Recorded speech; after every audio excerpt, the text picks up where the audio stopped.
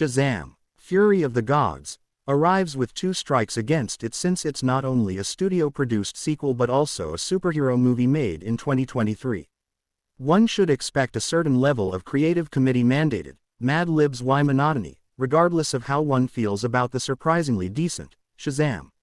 The makers of that fine enough 2019 franchise starter, including director David F. Sandberg, toned down both the trauma-light cynicism and post-Spielberg sentimentality that's come to define the lighthearted James Gunn-style super projects that dominate the landscape. Shazam! Fury of the Gods meanders further in that direction. The first, Shazam, works as well as it does because it's mostly focused on two adolescent pipsqueaks, Billy Batson, Asher Angel, and Freddie Freeman, Jack Dylan Grazer, who get sucked into a generic fantasy, with some assistance from their extended family of orphan buddies.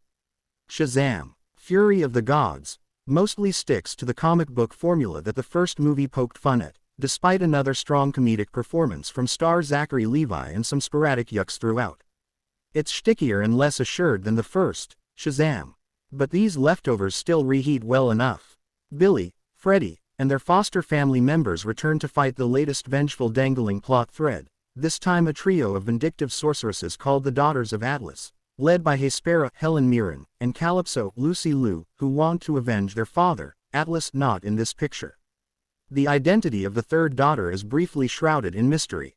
Billy's anxieties speak loudest for the Marvel family, as comics fans know them, a convivial group of tweens whom, after yelling the magic word, Shazam, are granted godlike superpowers. But even the residents of Philadelphia, where most of Shazam!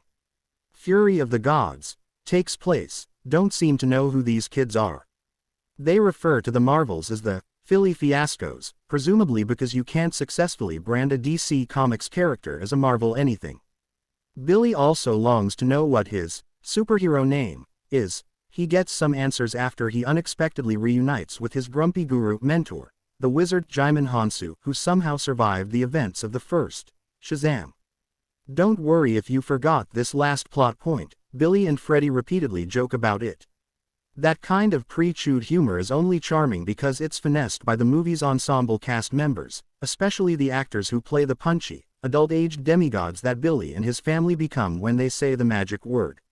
Levi, who plays Billy's alter ego Shazam, also known as Captain Marvel, and Adam Brody, who plays Super Freddy, aka Captain Marvel Jr., Elvis' favorite super guy, both stand out as adolescents struggling with thankless grown-up feelings and responsibilities. The movie's adult villains don't stand out, though Mirren still smirks like a champ. There are signs of a warmer and cleverer adolescent super drama throughout. Shazam!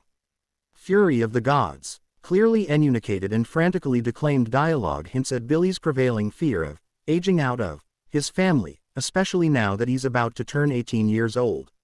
His other family members also have lives to live, but we only catch glimpses of them whenever the plot stalls long enough to highlight likable but underdeveloped supporting characters, like the unicorn-loving Darla, Faith Herman, or the closeted Pedro, Jovan Armand, both of whom graze the heartstrings with focus group-level efficiency. Shazam! Fury of the Gods might have been better if it were more focused on both Billy and Freddie and their hormonal anxieties. Billy dreams of wooing Wonder Woman in 2 scenes and Freddie's got a crush on new girl Anthea, Rachel Zegler, who sadly has no chemistry with Grazer. Billy keeps saying he's all about family, but maybe he should focus on feuding with his surrogate brother and wrestling with his superego. That worked before, so why not an encore? Most of the big emotional moments lack cornball vigor, though Levi still takes all the extra room he's given to create a goofy character who, like an actual teenager, doesn't have a filter or an indoor voice. This makes up for some things, especially in a movie where the big action scenes mostly sit there, and the gags need to be both sped up and punched up. You have to want to hang out with the Philly Fiascos, and Levi's arguably the best combination of main character and lead performer in a recent superhero pick. It's too bad there are several other characters in this movie.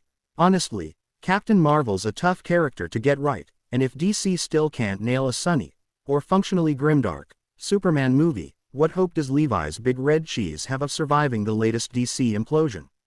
The odds never really favored another live-action Shazam. But this new one will still do in a pinch.